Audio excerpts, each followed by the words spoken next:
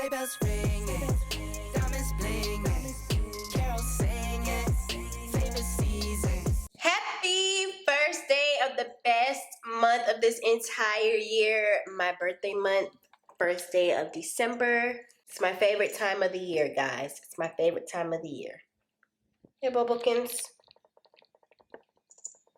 So I am just getting back from church, and I told myself a few days ago, I was like, you know what? I want to do Vlogmas. I've never done it before. It's Christmas time, and I haven't posted in a while. Like, I've literally filmed so many videos, not so many, maybe like 3 or 4 videos over the past couple of months that I have not been able to actually sit down and edit to post. So I'm like, you know what? It's time for me to start documenting some things so people don't think that I'm like lying when I say I don't have time to do this stuff. What? We are babysitting my mom's cats. This is Bobo. Bobo. And Nina is somewhere around here. But anyways, yes, first day of December, and I'm going to try my best to stick with this, you know. For today, I am first going to make myself some breakfast because it is 12 o'clock and I still have not eaten anything. So I am just going to pull out some oatmeal and make that for breakfast. If my voice sounds weird, it's because I'm literally just getting over a cold. I went to Chicago last month, maybe like the 3rd week of November for work. And when I got back, I had a cold. And I'm just now getting over it, and today is December 1st. So, get down, Bobo. Bobo, down. Get down. Thank you. So, yeah.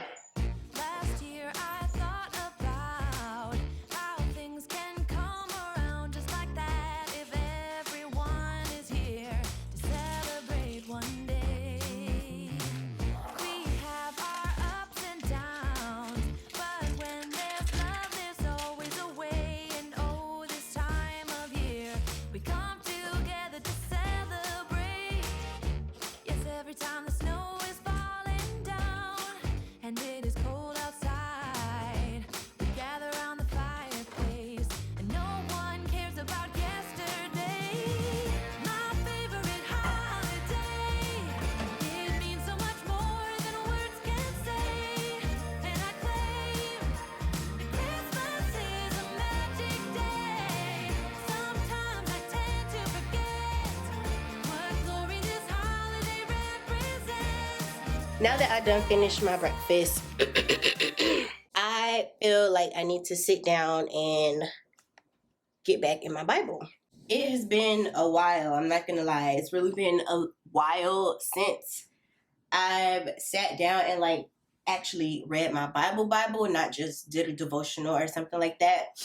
And I've been feeling really convicted about it lately. Like, if you follow me on Instagram, then you know that when I am reading my devotionals or out of my Bible, whatever, I'll like post on Instagram whatever really spoke to me in the message. And I haven't done it in a while because I've been reading my devotionals, but like I haven't really been into it, you know? I don't really know how to explain it, but I don't know what was happening. I think I was just like super busy with everything else going on. Like, Bob and I hosted Thanksgiving this year, so that was stressing me out. I was like on a work trip to Chicago, so there was just a lot going on lately, and my word just kind of fell to the wayside. But like I said, I've been feeling super convicted about it, and it's just time to correct that. I feel like when you become disconnected, things start to happen to kind of bring you back. Like, God allows things to happen in your life to bring you back to Him. And while nothing major has happened, like, don't get me wrong, and side note, I'm not pregnant, I'm just fat.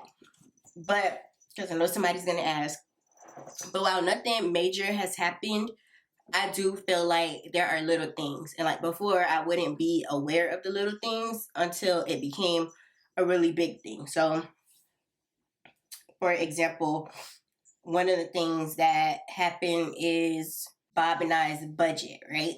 This month, for some reason, we are like extremely over budget. And I'm just like, what is happening? Because last month, I should say, November, we were really over budget. And it was just weird because in October, it was like everything was great. And then literally November is like, went right over our heads, like hundreds of dollars over budget. And I feel like that was enough for me to say, okay, what we're doing right now is not working. We are distracted, all that other stuff. And we are. So it's like before it gets to the point where it's like, oh my gosh, we're over budget and we can't pay our bills or something like that. Like right now we're over budget, but it's like we're good. You know, we still are able to take care of the things that need to get taken care of, all that stuff. But I know from experience that it could be worse. Like things can't always escalate. And before that happens, I want to make sure that I am grounded and rooted in God so that I'm better equipped to handle those trials that are going to come my way.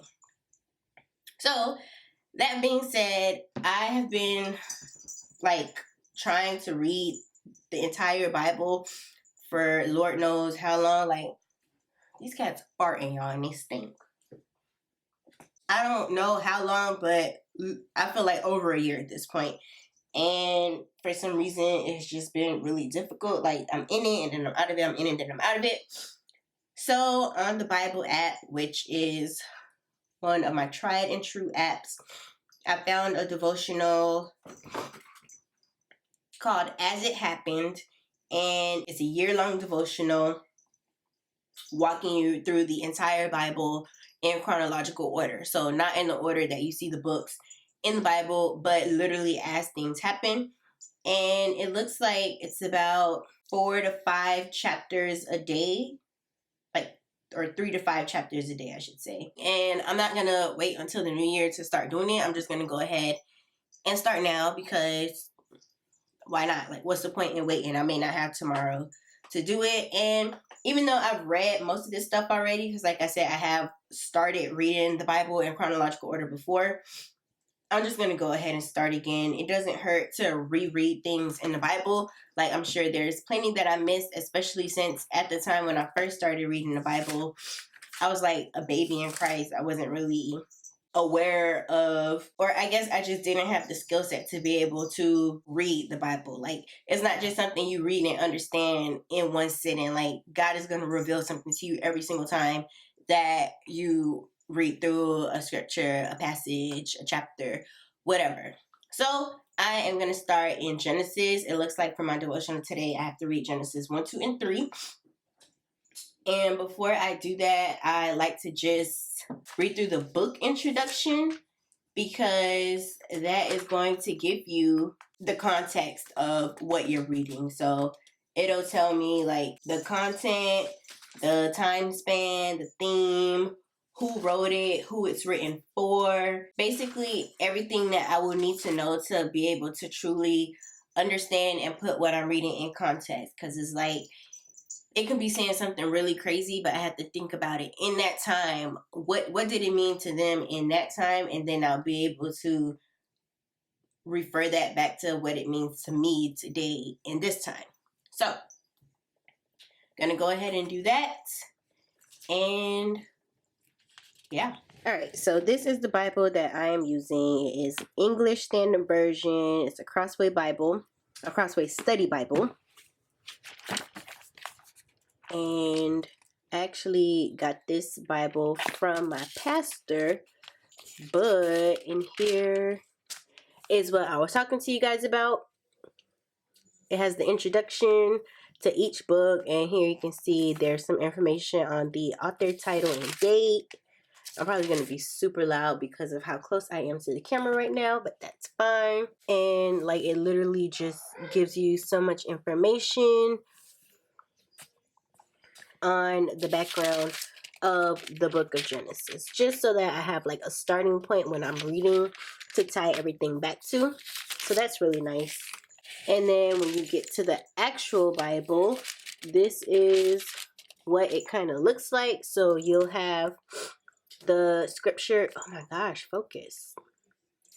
You'll have the scripture up at the top, and then this is the study, quote unquote, part of the Bible, and it just gives you like more information to understand each scripture. So for example, obviously it starts chapter 1 verse 1. In the beginning God created the heavens and the earth. So here I can see chapter 1 verse 1 and a whole background on just that verse alone. And then again you have one for chapter 1 verse 2, and and you'll just see that for almost every single verse, background information. And then these are just the notes that I have here. I like to highlight things just to draw it to my attention, and then I'll underline anything that really sticks out. And then sometimes I'll leave notes in the margins. Obviously margin space is not that great in this study Bible, but I know that there are Bibles that have extra space on the side for you to like draw pictures or write notes, write anything that stands out. So maybe I'll invest in a Bible like that one day. But yeah, I definitely feel like this is a great starter Bible. Well, a starter Bible, I would probably do NLT version, but this is a great Bible for anyone who is like past the NLT stage, because I started out with the NLT Bible. I started out with this Bible.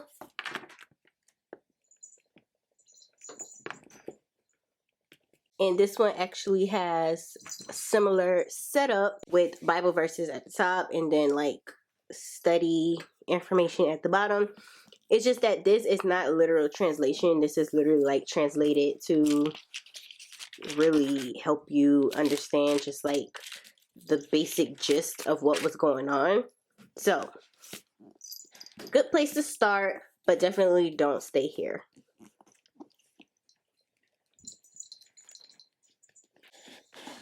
Nini Weenie, you finally came to say hi?